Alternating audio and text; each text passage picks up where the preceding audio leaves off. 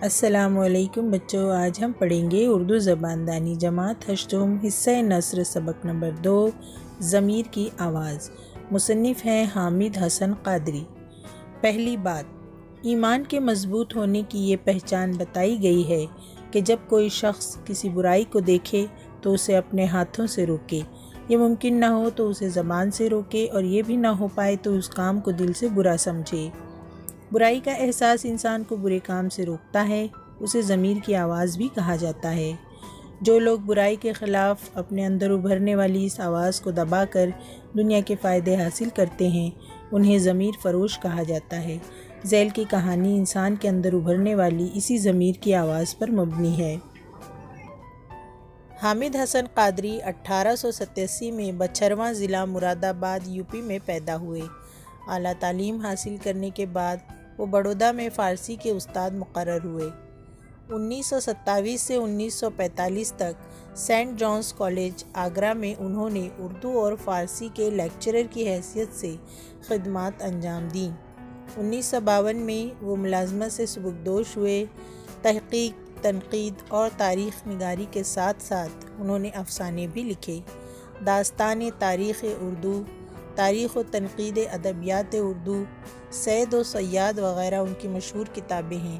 ذیل کا افسانہ ان کے افسانوں کے مجموعے سید و صیاد سے لیا گیا ہے۔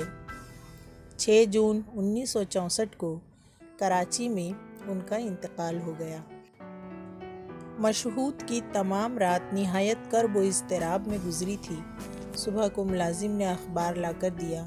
مشہود نے کانپتے ہوئے ہاتھوں سے اخبار کھولا اور خبروں کے کالم پر نظر دوڑائی۔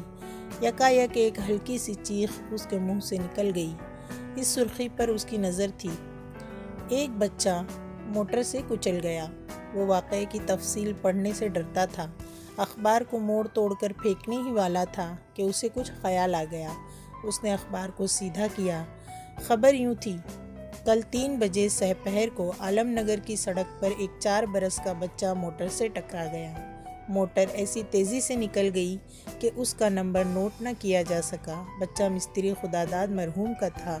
زخمی بچے کو اس کی ماں کے پاس مکان نمبر 75 واقع گنج پور پہنچا دیا گیا، لیکن 2 گھنٹے کے بعد اس کا انتقال ہو گیا۔ مشہود دیر تک سر پکڑ کر بیٹھا رہا، پھر خود بخود کہنے لگا، تو میں اس کا قاتل ہوں۔ مجھے اسی انجام کا اندیشہ تھا۔ کل سے کتنی مرتبہ ارادہ کیا کہ حادثے کی جگہ پر پہنچ کر تحقیقات کروں کہ میری کار سے جو بچہ ٹکرایا تھا اس کا حشر کیا ہوا، کون تھا اور کس کا تھا، لیکن جانے کی ہمت نہ ہوئی۔ آخر اب معلوم ہو گیا، لیکن کیا کروں؟ کیا اس کے گھر جاؤں؟ اس کی ماں سے اپنے جرم کا اقبال کروں؟ اس بد نصیب ماں کی تباہ حالت اپنی آنکھوں سے دیکھوں؟ اس کی لعنت و ملامت، غصہ و نفرت کا ہدف بنوں اور اپنے کیے کی سزا بھگتوں؟ یہی ہونا چاہیے، لیکن کیا مجھ میں اس کی ہمت ہے؟ یکایک مشہود نے زور سے گھنٹی بجائی۔ ملازم آیا۔ مشہود نے کہا، فوراً اسباب باندھو، میں بمبئی جا رہا ہوں۔ اس نے طے کر لیا کہ اس شہر سے چلے جانا چاہیے۔ یہ بھید کسی کو معلوم نہیں، لیکن یہ کانٹا دل میں کھٹکتا رہے گا، کہیں دور چلا جاؤں۔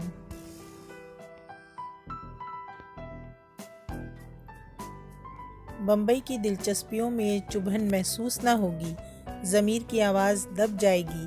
یہ سوچ کر تجوری میں سے نوٹوں کی ایک گڈی نکال کر واسکوٹ کی اندرونی جیب میں رکھ لی اور اٹھ کھڑا ہوا کہ چل کر دوستوں سے رخصت ہو آؤں۔ چوک سے گزرا تو اتفاق سے کوئی میلہ تھا۔ بچے کھلونے، مٹھائیاں لیے ہوئے آ جا رہے تھے۔ بچوں کو دیکھ کر مشہود کے دل پر ایک چوٹ لگی، اور وہی کل کا بچہ اسے یاد آ گیا۔ خدا جانے وہ بچہ کس شکل کا تھا، گورا تھا یا کالا، خوبصورت تھا یا بدصورت۔ مشہود یوں ہی چکر لگاتا جا رہا تھا کہ یکایک ایک جگہ ٹھہر گیا۔ ادھر ادھر نظر ڈال کر دل ہی دل میں کہنے لگا، یہ تو گنج کا محلہ ہے، یہیں کہیں اس کا گھر ہوگا۔ کیا نمبر تھا؟ 75۔ سامنے کی گلی میں لوگ بہت آ جا رہے تھے، اس کے عزیز رشتہ دار آتے جاتے ہوں گے، میں بھی چلوں، یہ سوچ کر وہاں سے آگے بڑھ گیا اور تیزی سے قدم بڑھاتا ہوا چلا۔ اب مشہود کے چہرے پر سکون، چال میں استقلال اور دل میں ہمت تھی۔ مکان نمبر 75 پر پہنچ کر اس نے زنجیر ہلائی۔ ایک بوڑھی عورت دروازے پر آئی۔ مشہود: مستری خدا داد مرحوم کی بیوہ اسی مکان میں رہتی ہے؟ بڑھیا: آئیے آپ بیٹھک میں آ جائیے، میں بلاتی ہوں۔ وہ بچے کے پاس بیٹھی ہیں۔ بیٹھک میں زنانِ مکان کا دروازہ تھا۔ ذرا سی دیر میں دروازے کے پاس سے آواز آئی: آپ نے مجھے بلایا تھا؟ آپ کون ہیں؟ مجھ سے کیا کام ہے؟ مشہود کا کلیجہ اچھلنے لگا۔ آواز میں حزن و اندوہ کا اثر ہے۔ ابھی رو کر اٹھی ہوگی۔ اس پر مصیبت کا پہاڑ میں نے توڑا ہے۔ اس عورت نے پھر کہا: آپ کون ہیں؟ مشہود: سنو، جو کچھ ہونا تھا ہو گیا، اب بدلا نہیں جا سکتا، اور میں جو کچھ کہنے آیا ہوں اس سے تمہارے صدمے کی تلافی نہیں ہو سکتی۔ تمہاری زندگی اس بچے کے دم سے تھی، وہ نہ رہا تو اب تمہارے لیے دنیا میں کیا رہا؟ پھر بھی میں یہ کہنا چاہتا ہوں کہ تم جو رقم چاہو مقرر کر کے مجھے بتا دو، میں ہر مہینے تمہیں پہنچاتا رہوں گا۔ عورت: میں نہیں سمجھی آپ کیا کہہ رہے ہیں؟ اس مرتبہ آواز میں حیرت تھی، کوئی برہمی اور برافروختگی نہ تھی۔ مشہود: بی بی، مجھے خدا نے بہت کچھ دیا ہے، میں ہر رقم خوشی سے دے سکتا ہوں، اور جب تک تمہاری کوئی خدمت نہ کروں گا میرے دل کو اطمینان نہ ہوگا۔ عورت: میاں اللہ آپ کو بہت سا دے، میرا بچہ سلامت ہے۔ مشہود کو اپنے کانوں پر یقین نہ آیا کہ کیا سن رہا ہے، متحیر رہ گیا۔ مشہود لرزتی ہوئی آواز سے: بچہ سلامت ہے؟ میں نے اخبار میں پڑھا۔ عورت: مجھ سے آج صبح لوگ کہتے تھے کہ اخبار میں چھپ گیا ہے، لیکن وہ خبر غلط ہے۔ بے شک لڑکا موٹر سے ٹکرا کر گر پڑا تھا، لیکن چوٹ سے زیادہ دہشت سے بے ہوش ہو گیا تھا۔ ڈاکٹر صاحب کہتے ہیں چوٹ جلدی اچھی ہو جائے گی۔ مشہود کو ایسا معلوم ہوا جیسے کسی نے اس کو موت کے چنگل سے چھڑا لیا ہو۔ خوشی کے مارے اس کے آنسو نکل آئے۔ کانپتی ہوئی آواز کو سنبھالتے ہوئے بولا: کچھ حرج نہ ہو تو مجھے بچہ دکھا دو۔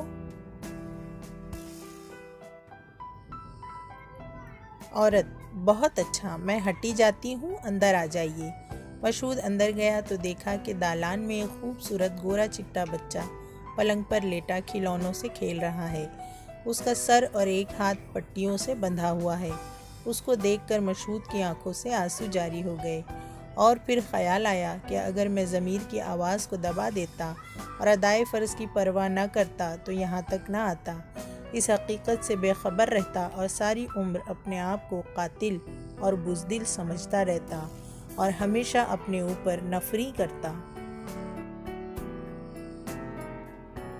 مشہود: بیٹے کیسے ہو؟ خیریت سے تو ہو نا؟ کیسے اچھے کھلونے ہیں، کہاں سے لائے؟ بچہ: آپ کون ہیں؟ ڈاکٹر صاحب تو نہیں؟ اب میرا ہاتھ نہ کھولنا۔ مشہود: نہیں میاں، ڈاکٹر نہیں ہوں، تمہارے ابا کا دوست ہوں۔ لو دیکھو اس میں کیا ہے۔ مشہود یہ کہتا ہوا نوٹوں کی گڈی سے بھرا لفافہ بچے کے ہاتھ میں دے کر دروازے کی طرف چل دیا۔ بچوں، یہاں ہماری کہانی ختم ہوئی۔ انشاءاللہ ہم پھر ملیں گے نئے ویڈیو کے ساتھ۔ بہت شکریہ۔ خدا حافظ۔